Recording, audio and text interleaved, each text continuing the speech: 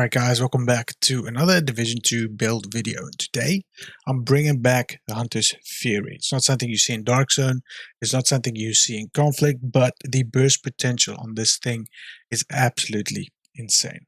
I did initially run it with the Lady Death, which is incredibly strong, almost stronger than this, but if you miss shots, you're in trouble. So switching to the Ouroboros is kind of like the best in my opinion. However, if you do not have the Ouroboros, run a Lady Death, run a Vector with Optimist on it, and you will be good to go.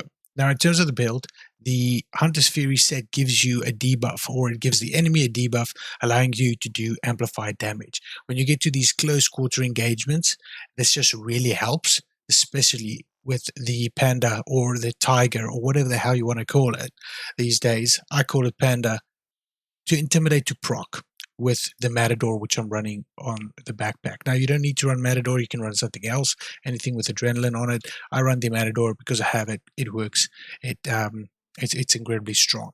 I'm running 4 blue cores, 2 red cores, and we really went for optimizing critical hit to damage. 56 crit chance, 160 crit damage, and honestly, the burst potential in this is just incredible.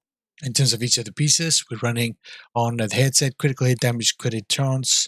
We're running weapon damage with critical hit damage. We're running armor with critical hit damage. We're also running armor with critical hit damage on that, which isn't fully optimized. On the chest, we're running a Seska piece because we want the additional crit hit chance, so we can spec more into crit hit damage. And we've got Intimidate on there with crit hit damage, crit hit chance, fully optimized. In terms of the Matador, I've got a nice piece armor with weapon handling and critical hit damage. The reason I like weapon handling is just it feels, just having some weapon handling, it just feels a bit, reasonable. But if you have a set with crit chance, crit damage, feel free to run that. Probably going to max out your crit chance anyway, and then you can spec more into crit hit damage if that's what you prefer. So ultimately, the way I play this, and forget about these talents, I was just playing around with a couple of things. The way I play this in the Darkzone is I just wait for my adrenaline to proc.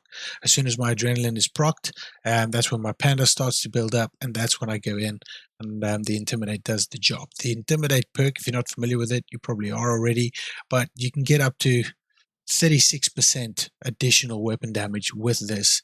Not to mention you've got on this one 23%, on a normal piece 20% bonus armor that helps you with that sustain, and you also got the debuff, 20% debuff from enemies within 15 meters. So it just helps you burst a substantial amount.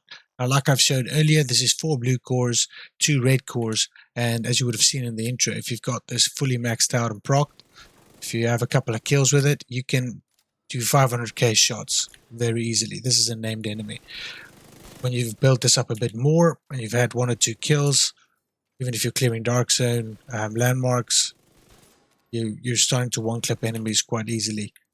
And as you would have seen in the intro clips, it's just very, very strong. Over 12 million. The first one I think was 14 million that you can do DPS on that. I would recommend, if you go into the Darkzone, probably run something that you're comfortable with in terms of like buying yourself time, if that's decoy, or if it's sticky, or if it's foam, whatever, that's definitely useful. But I would suggest you also run Pulse. I prefer to run Banshee on this. It works like a charm. It's just so easy when someone pushes you to disorient them, get all your stacks and just burst them down. It just works like a charm every time. And I would also recommend you run the Defender Drone. It just helps with that damage reduction. So you've already got damage reduction from the set. You get more damage reduction from the actual drone. Then you have the option to disorient them, and you also have bonus armor and bonus damage coming from both of those. If you do not have a Lady Death or even an Ouroboros, this works just as well. It hits really hard as well. I mean, the Ouroboros just did, 500k shots? This still goes up to 500 as well, 521. So you don't need an exotic SMG for this to work, but you've got a substantial SMG damage. So when you look at the actual stats, you've got about 55% SMG damage, if I'm not mistaken. Where is it? 45%. Sorry, I was playing with something else. You've got 45% submachine gun bonus damage, which really helps with this as well. And like I said, the burst potential of this is just incredible because, look, the screen can't even keep up with how many crit hits you're making just on that single You know, look at the numbers: 545, 545, 280. And as you would have seen in the intro clips, it really just does work. This is truly an aggressive build. It gives you damage reduction. It gives you damage amplification. If you play it right, you will be unstoppable. Now, of course, is this the best build that you're ever going to run? Probably not. There's better builds out there. But if you're like me and you don't just want to run meta stuff in the Dark Zone or in Conflict, then hopefully this is a build for you. Let me know what you guys think. Let me know how we can improve it. And of course, I appreciate all the support on the channel regardless. I'll see you guys in the next live stream or next video. I hope you enjoy. Cheers.